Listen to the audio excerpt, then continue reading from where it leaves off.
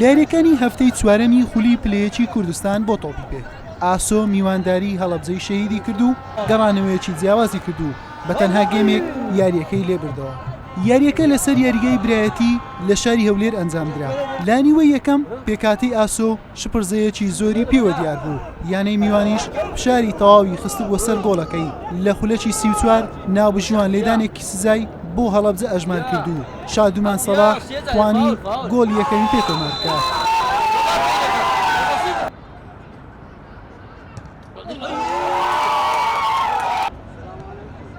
دوای 8 خولێک هەمان یاریزان گۆڵی دووەمی خۆی و یانەی هەڵەبجەی شەهیدی تۆمار کرد.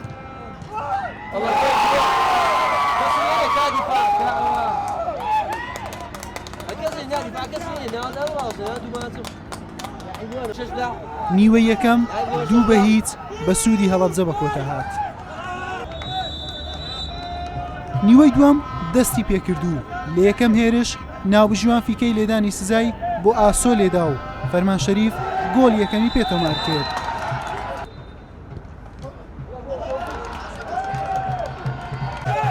لە خولەکی 57 عومەر شەماڵ ئەنجامەکەی بۆ ئاسۆ یەکسان کردەوە و یاریەکەی گەڕاندەوە خاڵی سەرەتا.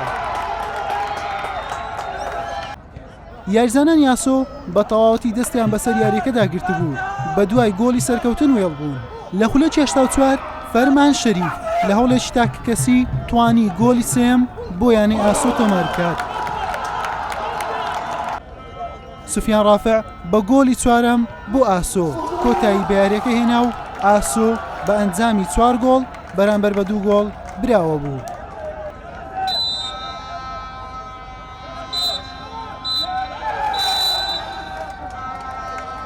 بەڕاستی یانێ ئاسۆیانێکە مستەوایەکی زۆر باشی هەیە، ینی توانایەکی باشێ یاریزانەکان یاستێکی بەرزدەن، بەڵام ئەوەی کە یاریان نەدەکرد لەوانەیە هۆکار بێ و یاریانی ڕابردوو کاریگەریەکی نەفسیان زۆر لەسەر بکە هیچ برنەوەیان بەدەست نابوو.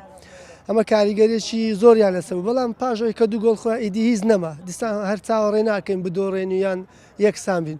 بۆیە هەموو هەوڵێکماندا توانیمان چەند بەدیلێک بکەین بە تایبەتی لە هێلی ناوەڕاست ئەوان بەدیلەکانی زۆر فعال بوون. ئەلحەمدوللا توانیمان ئەنجامەکە پێچەوانەکەینەوە و بە ئەنجامێکی گەورە و لە جێمێکیش گرنگ بوو بۆ خولی کوردستان زۆر گرنگ بوو. 4 گۆڵ لە ژێمێک بۆ فەریقەک دیارە خولەکە مستەوایەکی زۆر باشی هەیە و کارێکی باشی بۆ کراوە. یانەی ئاسۆ دوای 4 یاری بە یەکەم سەرکەوتن ئاشنا بوو.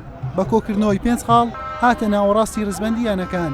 یانەی هەڵەبجەی شەهیدیش بە 4 خاڵ پاشەکشەی کرد بۆ خانەی دەیەمی ڕزبەندی. حوسێن محەممەد کەناڵی پێیان هەولێر.